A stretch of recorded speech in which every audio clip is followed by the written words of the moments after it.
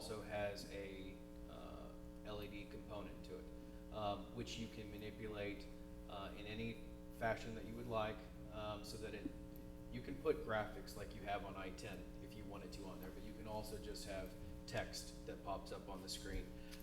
We would believe that would be much more efficient and practical when trying to relay information to the public as they drive by versus the sign that we have had out there since the 90s, I would assume. Rick, if I could ask a question. The carport you're referring to in this, is it not something that our public works area could work on, since they have obviously been involved in construction of other things in and about the complex? I would say that yes, they could be a key component to that. If we opt to do that, we can probably save some money if we looked at that. We have not talked to Public Works at all about doing that work yet. I was just curious because that obviously there's money involved with it, but also we're looking at hiring an additional part-timer to work in that area. I'm not sure if that's something that we could do to alleviate some of the costs. What we had looked at with these 4 bids was a steel structure with a gable roof or hip roof. And I just contacted one of the contractors last week, and I still haven't received a call back. So as Rick says, it's very strange. I have looked at putting up a pavilion type structure, but our public works crews are not framers, so we would probably contract that out, just as we did the pavilions back here, but we are looking at that. They could always learn. Yeah, well, I don't know. By the time you figure animal calls and everything else, it would be tough for them to do a project like that. There's no way they can do that. Don't be negative. You're gonna want me to go over there and help. Number 1. Yeah, yeah. Okay, going to the police Anyway, we are department looking budget. at that as an I alternative. do have a question about the Parks and Recreation movies. Yes. 180,000 to rent a few movies? Yes, we have included, basically that's a lump. When we had some extra cash, basically, in order to balance the budget to 0, we lumped it into Parks and Rec. Oh, That, so it really doesn't cost that much? No, no, well, no, no. well, It'll- what we're looking at there, that's about 3% of the budget, and that includes all of the maintenance, the lawn care of not only the parks, but of the right-of-way and other things. It includes the future park and just maintenance equipment that we're buying, some of the new stuff for the fitness park, all of that's lumped in there. Okay. And so it's a pot like we had this year, and it doesn't necessarily mean we're gonna spend it, but that's a good percentage, about 2.5% to 3% going to parks. Okay. Well, and also a lot of people don't realize that our Maldonado contract is $10,200 a month, Yeah, which handles all of our lawn maintenance, tree trimming, all of that kind of stuff. So a significant portion of that does come out of our Parks and Rec. So we don't utilize that exclusively for Okay. But events. they're also doing the drainage ditches too, which Yes. is, I mean, that's a lot of cutting, especially when it rains. part of that contract, or part of that $10,000 a month is for buildings and grounds here, and that's in the buildings and grounds budget. But the majority of that contract is in Parks and Rec. Okay. Got it. Going on to the police department, the most significant, not on this page, the most significant changes are to this page here. Again, we have allocated within the vehicles line item there. Again, that looks like a relatively small amount just for 4 vehicles, but you have to remember we're on at least a 4-year lease to own program for all of these. So that would cover the additional 4 vehicles. And lastly, they've asked for an intercom system, and that was allocated under the furniture and fixtures line item. What you're looking at year over year for the police department is about a 4.5% reduction. And again, those are based on projections at this time, projected year end. So as we go through the next iterations of this, and as they continue to spend money, some of these percentages will likely change, where it either breaks even or even increases. It just depends on expenditures that we have this year, since we're forecasting off a lot of those expenditures. Fire department. Now that isn't to say that we want those departments to spend a whole lot of money so that they, fire department. Of note in the fire department, is the additional 9,000 that we have in here. It's under pre-employment physicals, but actually down here it's called out for occupational annual physicals, that will be performed on all of the firefighters. And I assume EMS personnel as well. Also included is under tools, apparatus and accessories. There's $33,000 there. That includes 5 bunker gear replacements, a payment on a 2016 Ford Expedition that was authorized this fiscal year, and the payoff of their current 2013 Ford F-250. Lastly, we did include $10,000 in there for the municipal share of grants that they have applied for.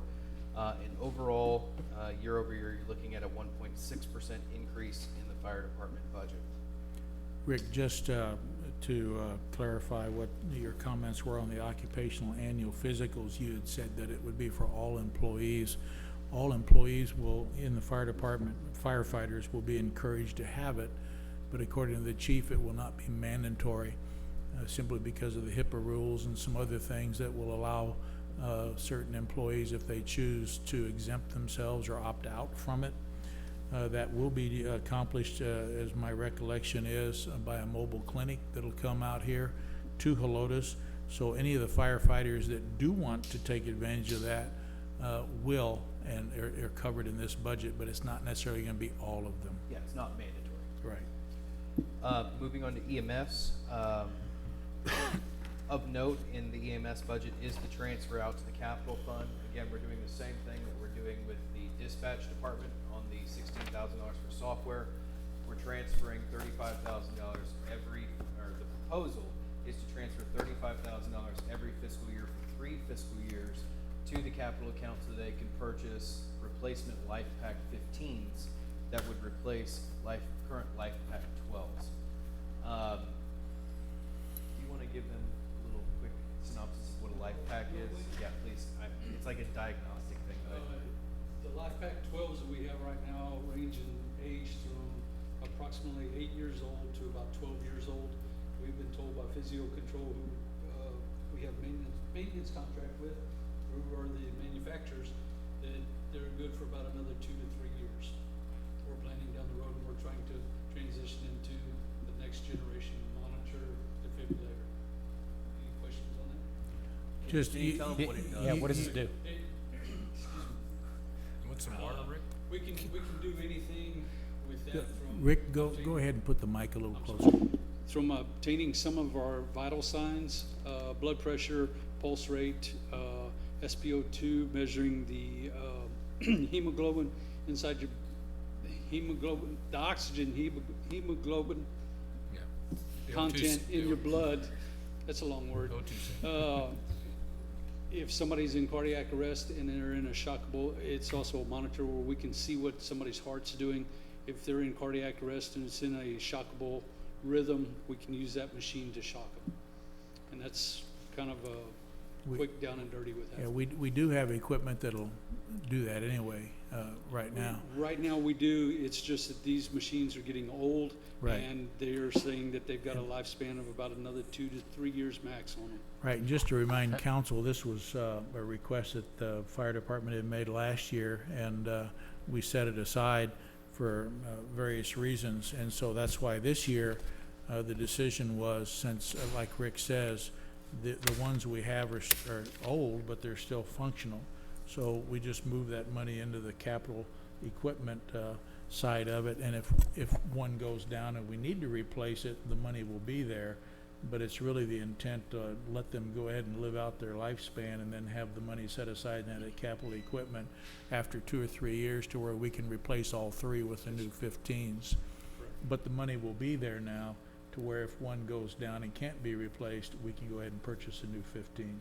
Is there any way Fair enough. to sell the 12s? They do offer some type of trade-in. Oh, okay. And we've got some scheduling coming up with their representative that's gonna come in and do the 3 that we're using right now. He's gonna come in and evaluate those and tell us what we could get as a trade-in current today.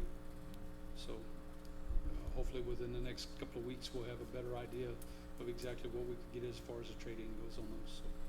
How often do you use these things? I would say that we use them on every EMS call that we go out on. Oh, okay. We don't use, this is a machine that is very versatile. Sometimes you use all aspects of it, sometimes you use just a very small part of it, but I would say that 99% of the time we will use this machine when we go out. Okay. Okay? Any other questions? Thanks, Rick. Okay, ending with the EMS, essentially, year over year, you're looking at a 4.3% increase in that department's expenditures.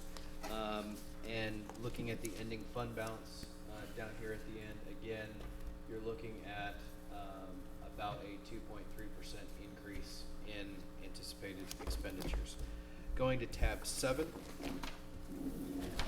and I'm going to hit these very quickly. Interest in sinking. The interest in sinking fund is our debt service fund. That's how we pay our debt.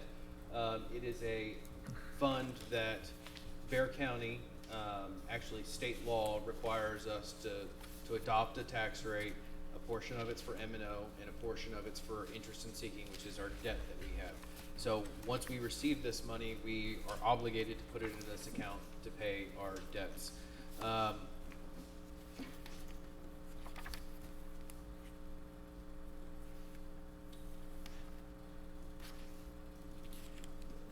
This is pretty standard that we have every year. We still have 2002 C of O debt that we are paying, 2007 C of O debt that we are paying, and now 2015 C of O debt that we are paying. You'll notice under revenues here that you'll see that the EDC revenue has increased. The EDC paying the debt service fund has increased from about $295,000 this current year to about $470,000. That is because not only are they paying the debt service on the 2007 C of Os and now the 2015 C of Os, the $550,000 that was allocated towards them, they're also for 3 fiscal years pitching in an additional $150,000 into our debt service fund to compensate for the 2015 C of O issuance that we just had.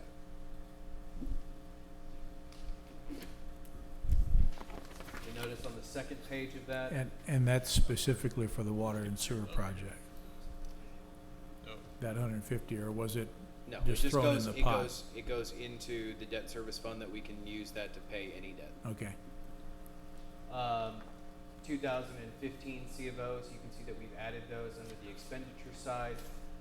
Total debt that we're paying has gone from $922,000 to about $1.2 million. Again, that is the total debt. It's allocated between the EDC, the city. So we're not paying all of the $1.2 million. We're actually, the city is responsible for $690,000 of that.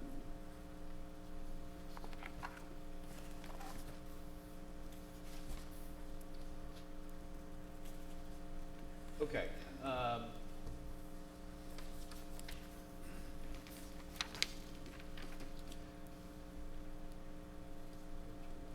Still under debt service. Okay, when you look at the year over year from the current budgeted expenditures to the requested budget, we're looking at a 25% increase. Again, that 25% increase is related to the 2015 C of Os. Tab 8. Tab 8 is the capital replacement fund budget.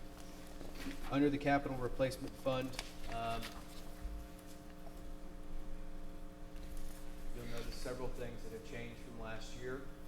Number one, you'll notice that we have $16,000 from dispatch going into that as revenue, $35,000 from the fire department going into this account. That's for the life packs that we were just talking about. And then we have anticipated interest, and we have anticipated police department revenues into that account from several programs that they're in. The big component is the transfer in to this account of the $4.4 million in C of Os. So that's obviously the biggest significant contribution to the capital replacement fund. What percent is it? Oh, man, It's hard, don't worry about it. I did a percent on every other one, but I didn't do it on that one. Don't worry about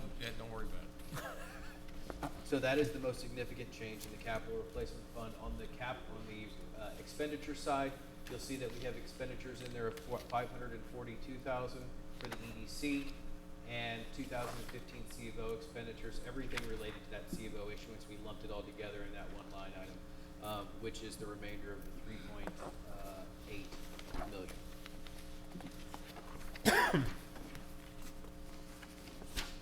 You'll notice an accounting irregularity here. Because I'm sure that I will eventually get questions on this, and I'm researching why this is the case right now. If you recall, when we lumped when we commingled funds between the EDC and the city several years ago, and we created this new capital account, I'm still trying to figure out, and I need to get with our accounting department on it, but essentially, we have a projected year-end beginning fund balance, for this fiscal year, about $6,240.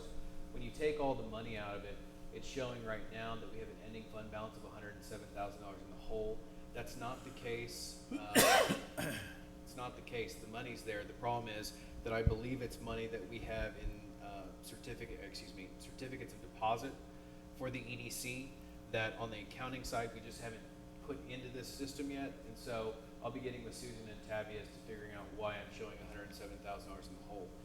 We're not. I just need to figure out why it's not in our capital account on paper. Okay, if that makes sense. So before I get any questions on that, I don't have an answer for you on that yet. I will before the next meeting. Municipal court security and technology.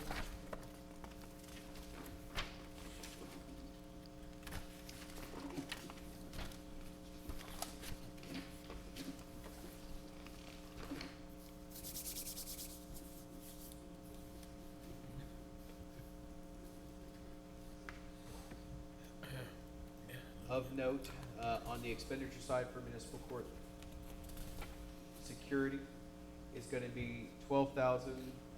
The expenditure for $12,640 for bailiff radios.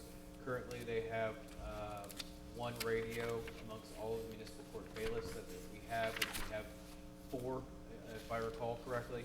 And so we are in need to purchase some radios so that they can communicate amongst themselves. And also with our police officers in the field if there is an emergency. So we've allocated $13,000 for the purchase of radios there. Year over year in municipal court security, we're looking at a 6.21% increase. Again, I remind council that the only thing that you could spend this money on is municipal court security. Technology dedicated to municipal court. What we have included here is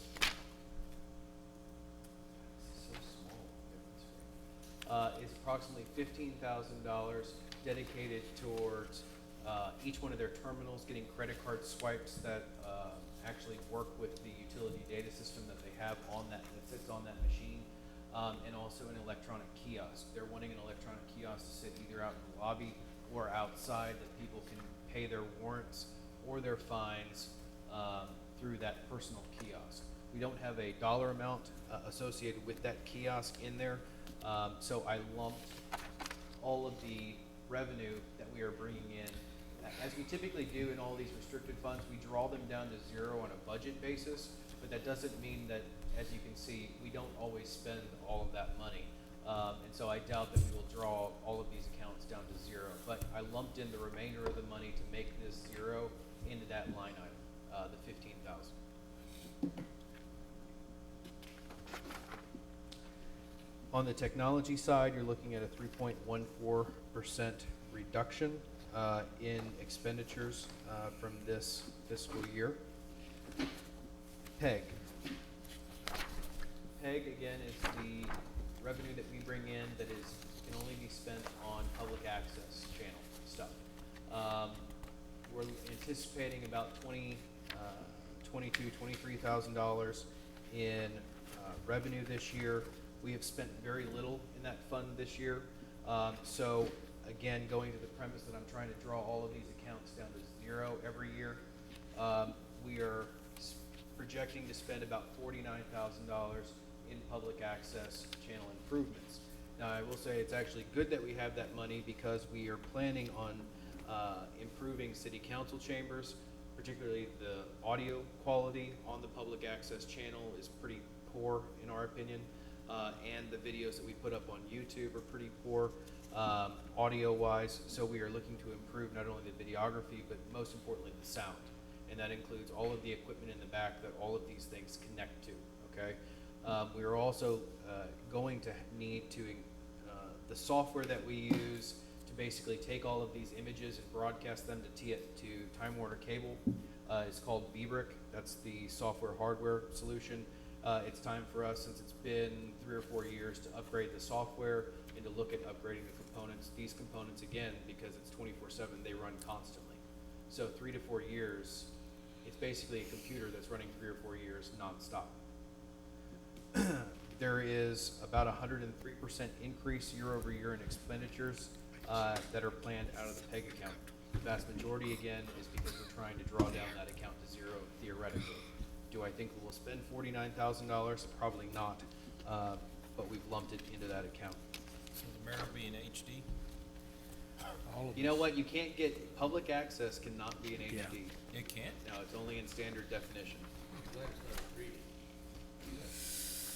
That's why when you scroll through like Time Warner Cable and you go to channel 20, 21 and all those that are, you see San Antonio, it always, video quality is always poor. It's because it's in standard definition. Huh. The next fund that we have is police training. Police training, we are proposing on the expenditure side to go from $5,000 allocated to PD training to $7,600 in PD training from here to here, which is about a 50% increase, 48% increase year over year in the expenditures out of the police training fund. School safety is the next fund that we will look at. School safety, again, has to be used for just that, school safety, whether it's in a school zone, whether it's for programs that the police and fire departments do within the classrooms. We have to use that money that we collect for those types of programs. We are projecting, this is the most significant out of the school safety fund on the expenditure side, would be the $18,500 that we have reallocated towards a Leslie Road sidewalk improvement. On your dais is this form.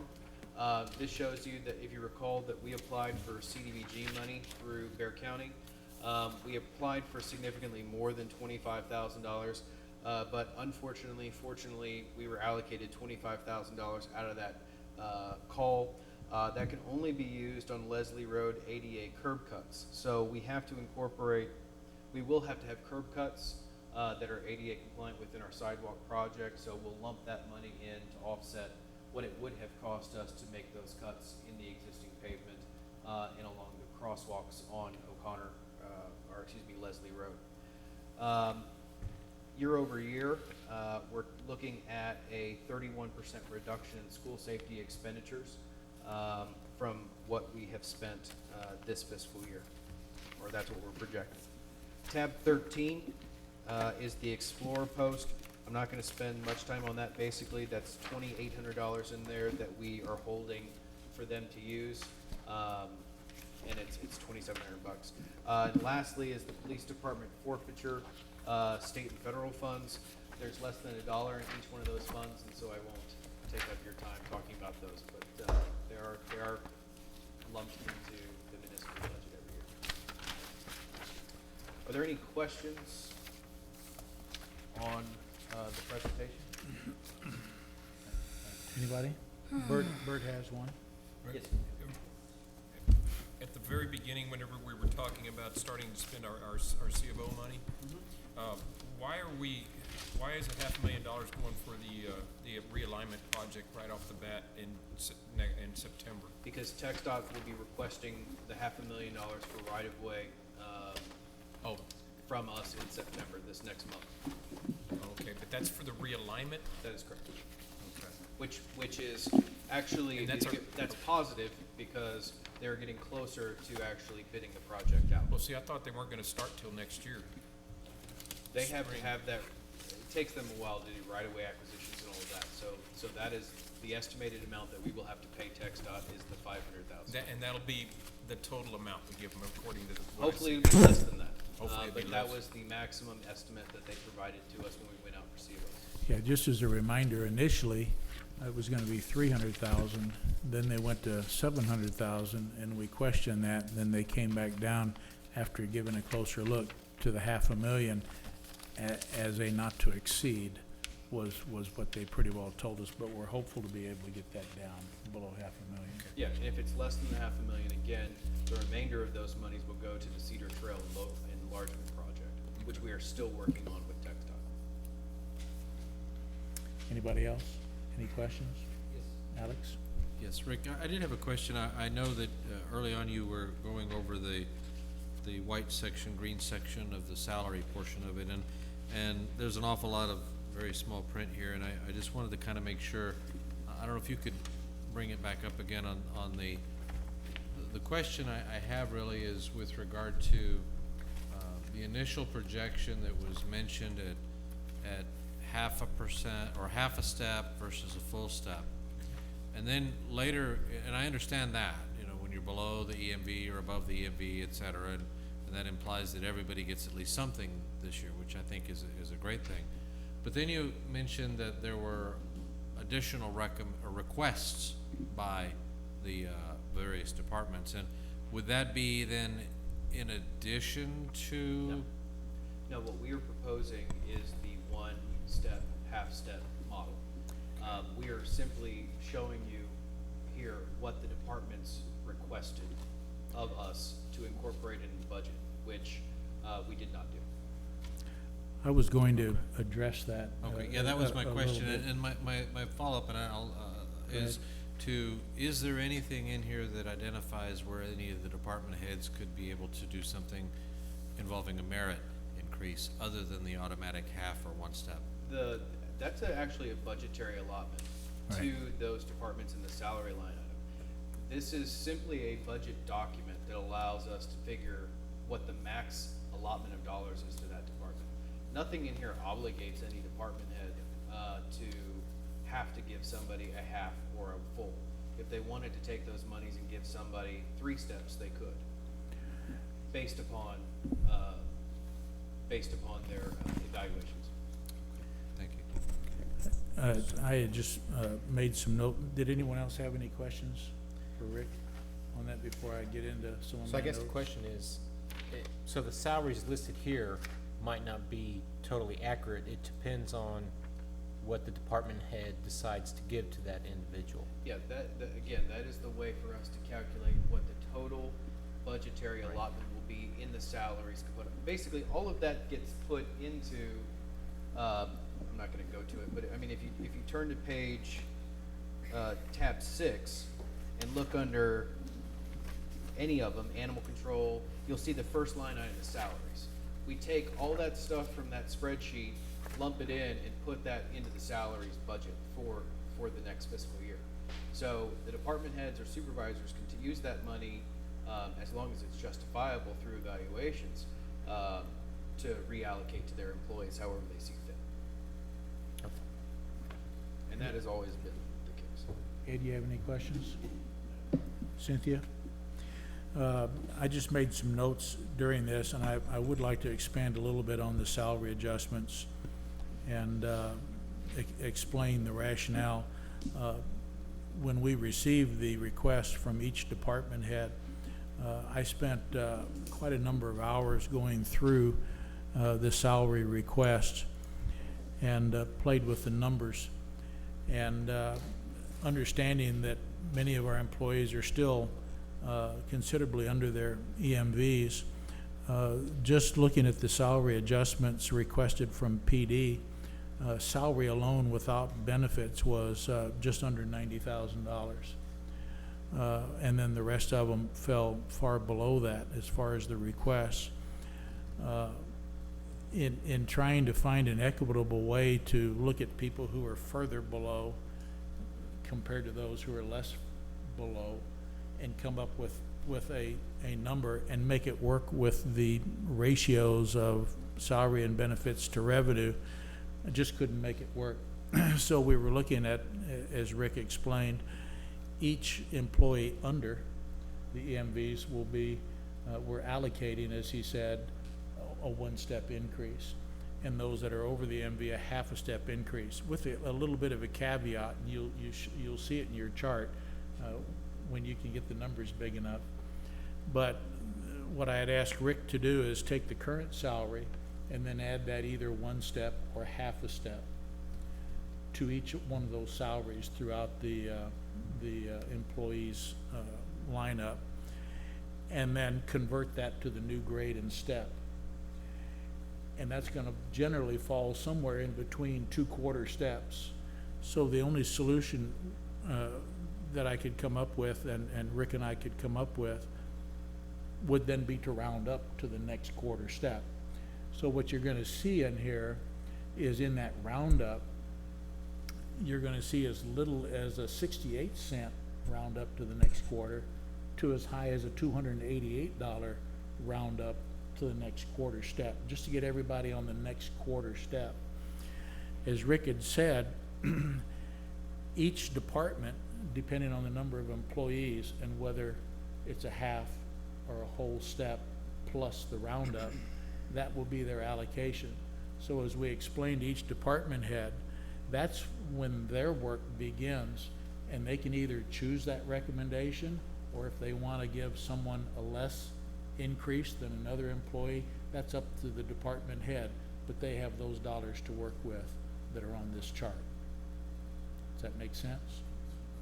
Okay, so we're creating that and giving them the benefit of, because Rick and I know more than you guys know which employees are performing above what's required of them, or those that aren't. So it's gonna be the department head's responsibility to scatter that money, maybe give 2 steps to someone and a quarter step to someone else. We don't really care, as long as they stay within that allotment.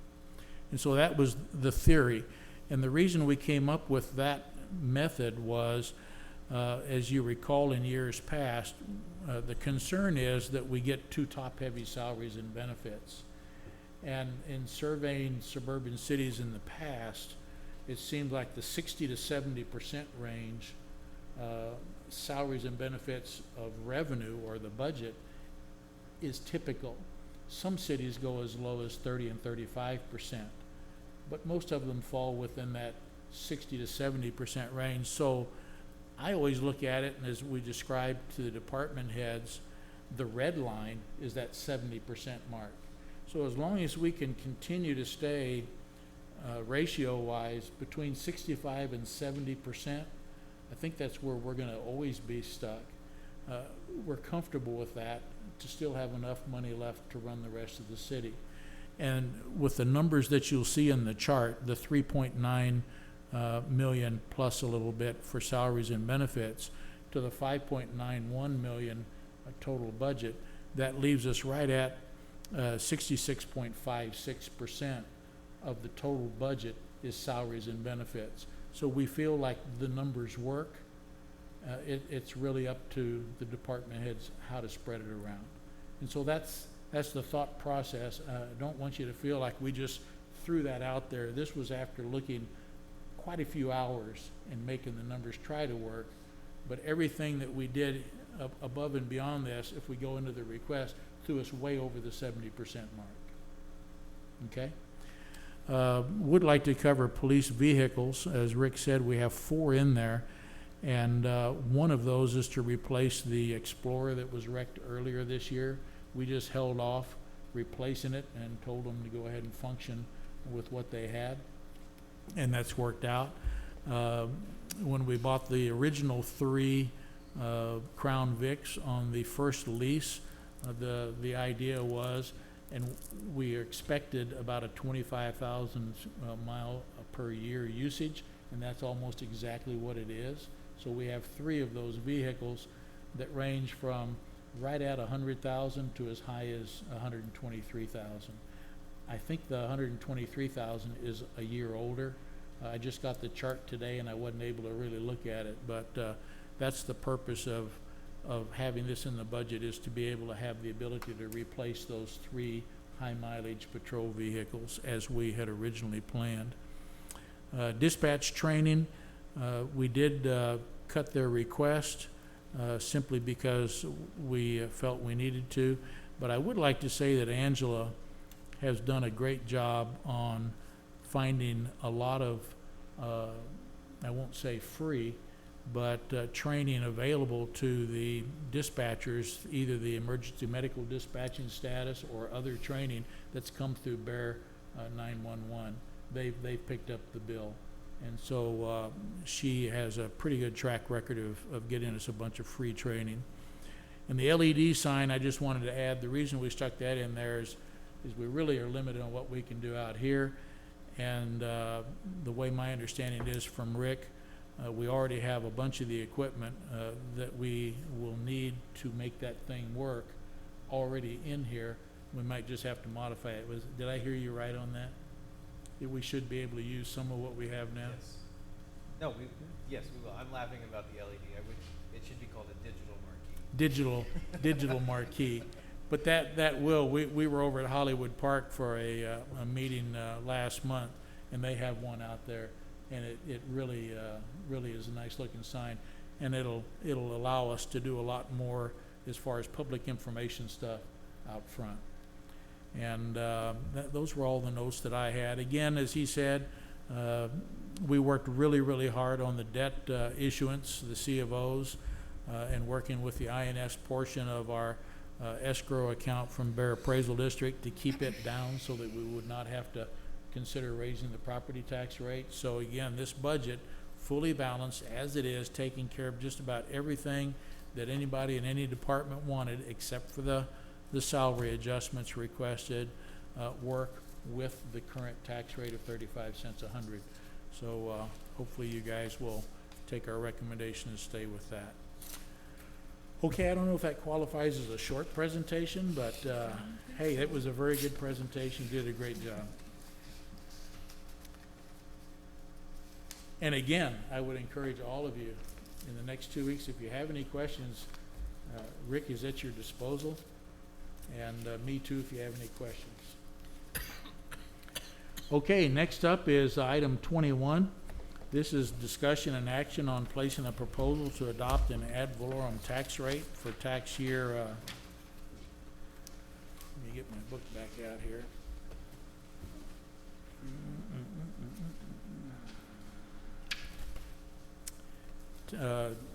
Tax year 2015.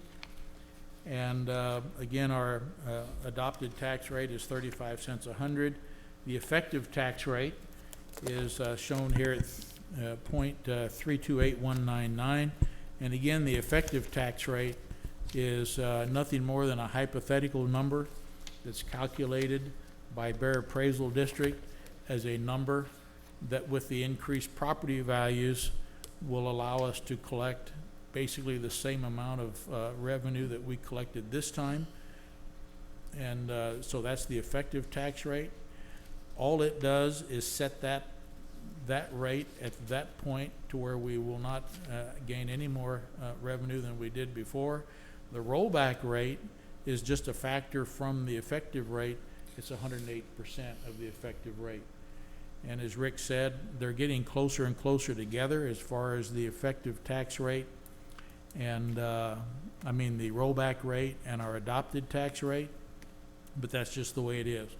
Typically in years past, you guys have elected at this time to go with the rollback rate, knowing full well that by the time the budget is approved, you have the option of taking action to keep it at the 35 cents.